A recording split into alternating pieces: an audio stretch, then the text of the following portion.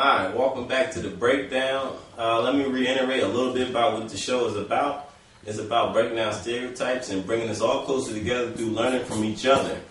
Hopefully, what you learn in this show will enlighten you on other people's stories. So then, hopefully, you'll have a little respect for what they do, and hopefully, we can continue. Today's show is going to be about: do your employer take advantage of you at the workplace? Today, we have a guest, Lewis. And Lewis is going to be talking about what happens in his workplace, and he feels like they do, and he's going to explain why. How you doing, Lewis? How's it going, Keith? Nice to meet you guys. All right.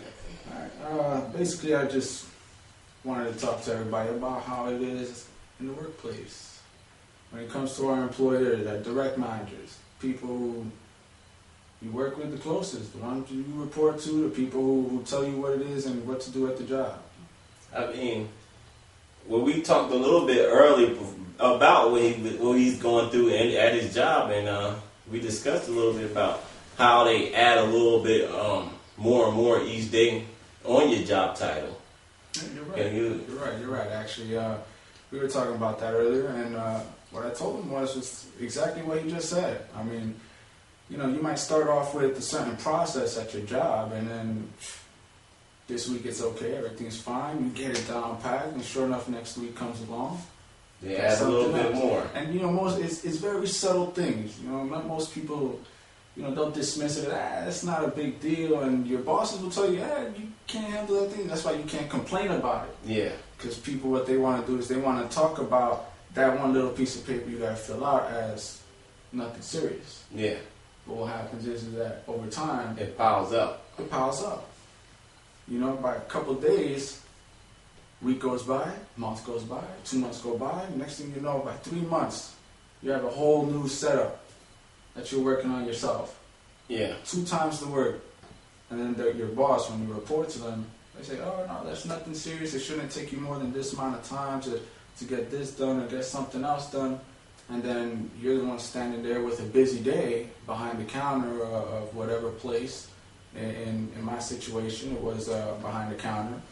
And, I'm standing there on a busy day, and I'm looking at the computers that I'm staring at, I'm looking at my paperwork, and... Do you feel like they try to almost intimidate you into having more, taking on that work instead of saying, no, this is not my job title? Do you feel like they're using that, like, well, you need this job, or I can make the job harder type of way? Well, they won't say that directly, because then they'll get in trouble for that. But, what they like to do is they like to do things, them games, them subtle games. They just, oh, by the way, this needs to get done, could you add that, could you do this, handle this? And it has to do with your paperwork, too, if you have to do any paperwork or if you have to run any errands, behind the counter. They'll be like, oh, this needs to be filled out. It has to do with your numbers. Or, oh, we're trying to keep record of this now. We're trying to do this. Corporate wants this done. Okay. We want to make sure all the accounts get done. So they throw something on a little something on your plate, some other paper.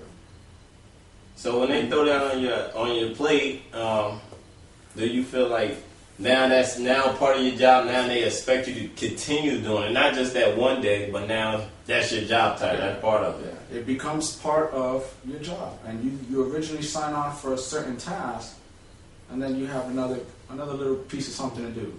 It could be one piece of paper for now, and like I said before, it doesn't seem like a big deal at first. Yeah. But then once they start adding 2 or 3 more other things, and at the end of your week, you have a busy day. Closing the week, you gotta make sure all your numbers are right. Then you stand back, and you just stand back for a moment, and you look at all this work that you have to do. Yeah.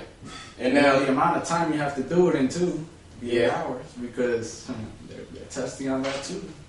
Yeah, I remember like a couple of years ago being on the job search, and it is like that. They add more and more, and they know it's tough out there, so sometimes they use the economy as a thing, maybe not to give you a raise for doing more work, it's a salary freeze. It's that, and in turn, they're still doing great. They're still making business. You might not see the change, and it might not be a realistic change that you feel, but they feel it up at the top. But they can give you a little raise, and they add more to your plate. They also use the economy as a way to postpone giving you a raise. You know, they might say, oh yeah, you know, I'm gonna push for you to get this in this amount of time.